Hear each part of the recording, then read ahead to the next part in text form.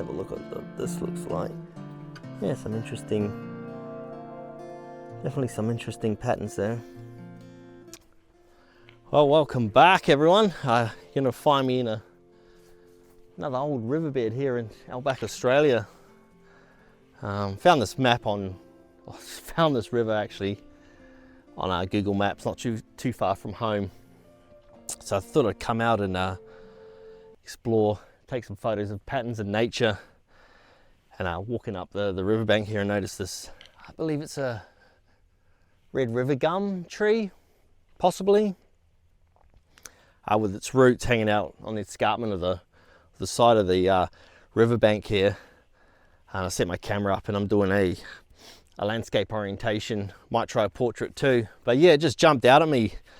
A lot of red dirt, clusters of clay and what have you there. I don't think it's water level's been up this high in, I don't know, could be 2-3 years. I know this river hasn't flooded in a while, at least over a year. But for the levels to get up here, it'd take significant rainfall, that's for sure. A couple other things I noticed while just setting up my tripod here. There's a lot of, not sure what they are, creatures that are living in amongst the root system here.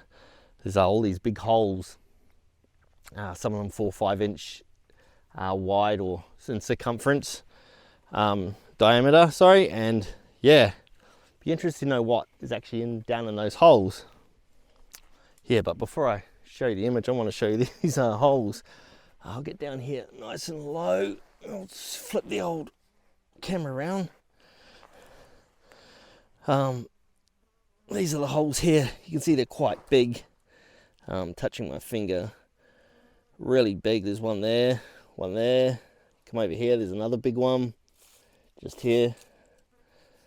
Something's down there for sure. They're all over the bank here. And I'm not too sure what they are. I was back up exploring just up here. There's a big hole. And there was actually a crab shell carcass just over there. So this being in the middle of the outback and a fresh river, when it is flowing, is quite unusual. I didn't know we had fresh river crabs in Australia, so I'm not sure if they're crab holes that are hibernating or hiding out until the wet season, or yeah, we also get tarantulas out here in the outback, or the barking spider. It likes to make its home in the soft clay sand like that, but there's no webbing around the edges of the holes, so I might have to look that one up when I get home. So yeah, there's a lot of them. Also found this tree right beside where I'm shooting. Again, I don't know what it is. It's, I don't know if they're bush tomatoes. I'm not going to try one, but these little red, they're very hard berries here. Too bad I didn't bring my indigenous mate with me. He would have told me what they were, if they're edible or not.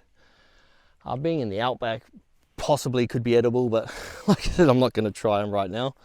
They're not far from town, but I don't want a stomach ache. Yeah, so enough of the David Attenborough stuff. I'm going to get back to shooting this these roots here, sorry, coming off the trunks. I'm just going to be shooting landscape orientation, like I said earlier. I just like the way they all come down. There's a lot of dead foliage, leaves. I might incorporate too.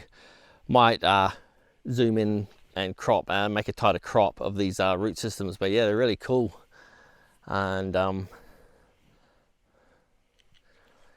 yeah, so that's enough of the David Attenborough stuff.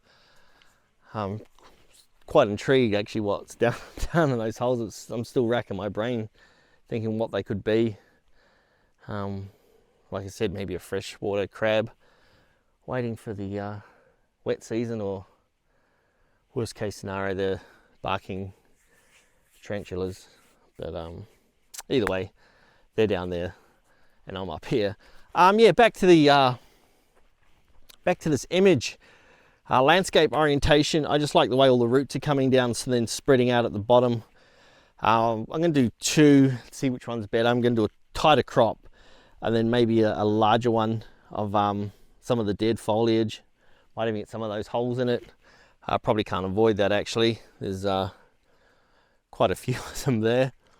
But yeah, what are we at? It's fairly dark on this side. The sun's behind the tree here.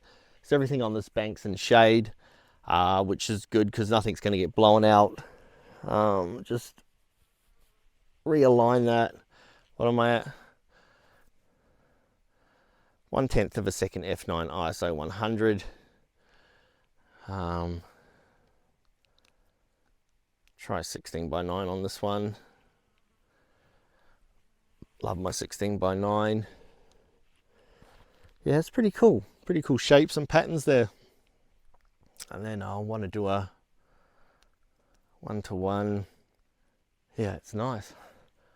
All right. Well, a little bit more to explore along here. This time of year, being winter, there'll be no snakes about, and or big goanna lizards, so pretty much safe to wander around this time of year. It's quite cold, so the snakes go in underground, maybe in some of these holes if they could fit. But yeah, I'm gonna look for another cool composition and we'll go from there. Chuck these images up for you.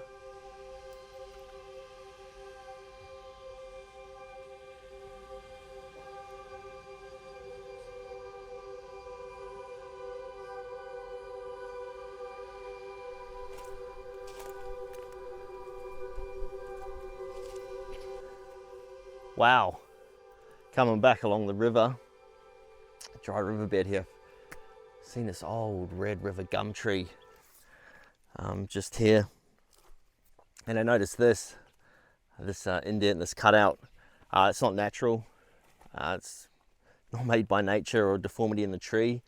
That is made by Aboriginal people, possibly around 100-150 years ago. Oh, that's my guess anyway. Yeah, Warramunga men would have come in here with stone axes and cut away at this. The purpose for that is they use the outer bark here as a vessel to carry babies, food. They use them as shields sometimes, obviously various sizes depending on the size. You'll see some absolute huge ones inside of trees. They use them for canoes, but this being such a little one, probably maybe a vessel to carry food or grind seeds up in. Absolutely spectacular find. You're probably thinking, well, how do I know that? Well, there's a couple ways to tell a scar tree. First is the irregulation in the shape. You can tell already it's sort of in the shape of something used by human. Yeah. Another way to tell is the tree itself, how old it is. This tree is well over 200 years old, so obviously you wouldn't find a scar in a 50-year-old gum tree. Probably main reasons I don't practice it anymore. Yeah, another good sign is it's low to the ground.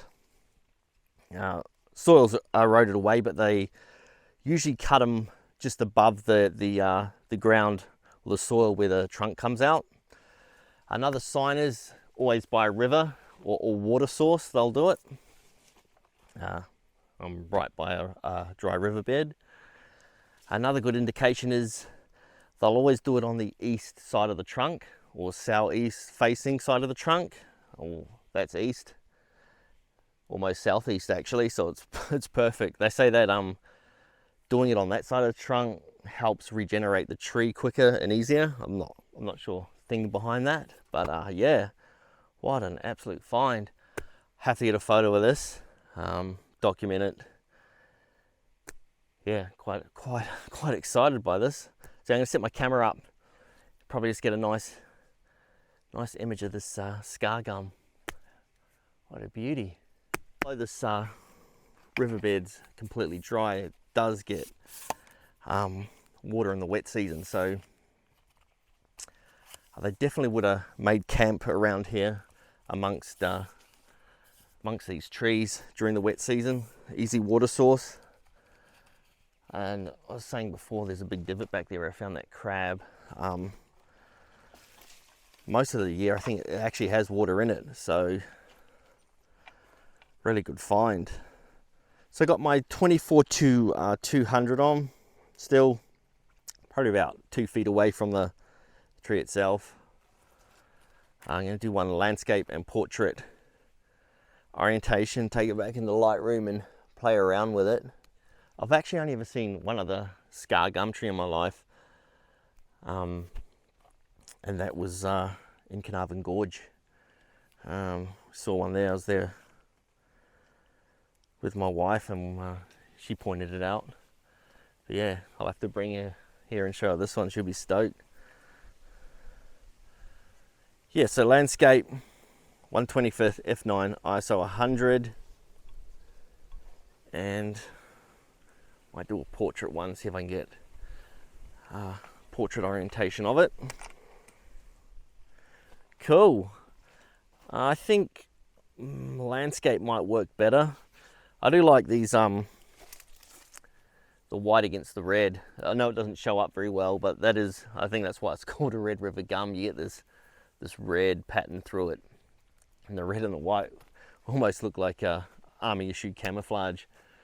But yeah, I'm gonna finish up here, take it all in, what a find. I'm gonna head down the creek here, or the dry riverbed, see what else I can shoot. So here's this image of the sacred scar.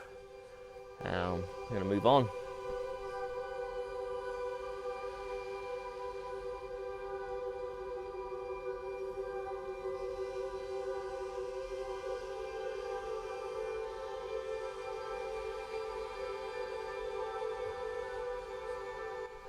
Next obvious one to shoot is what I'm walking on. This red pebbles. A lot of it's a lot of it can't find any now. A lot of it composes or made up of quartz, and I'm sure deep down underneath all of this there's a lot of gold too. This is the town, about 6 or 7k back that way, was discovered on a gold rush, which the gold was found in this creek bed here by a gentleman working over at the telegraph station. This creek meanders round and then follows round in behind the telegraph station, where he did a few vlogs before, and he was down in here about a k up from here, found a big gold nugget. And yeah, 1930s, big gold rush came. So that's how the town was formed, over a gold rush. So I'm sure beneath my feet here, wherever I'm looking, there's probably quite a bit of gold, but I'm not here to find gold, I'm here to shoot some images. Yeah, so like I was saying, obvious choice. I took the camera off the tripod, a little bit of a faster shutter speed. I'm going to do some down shots, the textures of these rocks and gum leaves dying amongst them and different colors. Hopefully pick out some different textures. Hopefully it works, pulls off. Yeah, so I'm just going to walk around here and see what interesting images I can get from just doing some down shots. Gold! Oh, it's just a rock.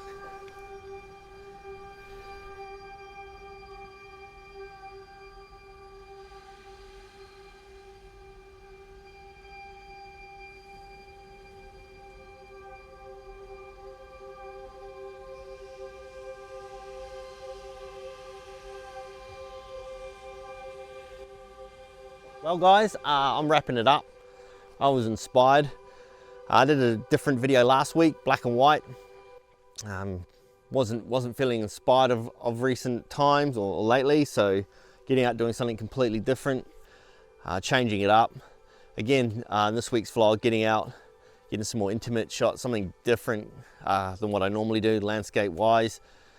Patterns, textures and nature. Give it a go if you're feeling uninspired or bit down in the dumps, it's a lot easier to find patterns in nature. Just go shoot down your local park, find some trees with some cool bark on it, some rocks or something like that. But yeah, gonna wrap it up for now. Thanks for coming along. In the comments, tell me which image you thought worked best. For me, it's going to be the scar gum regardless. What a find. But yeah, for now, I'm off to find some gold. Have a good week.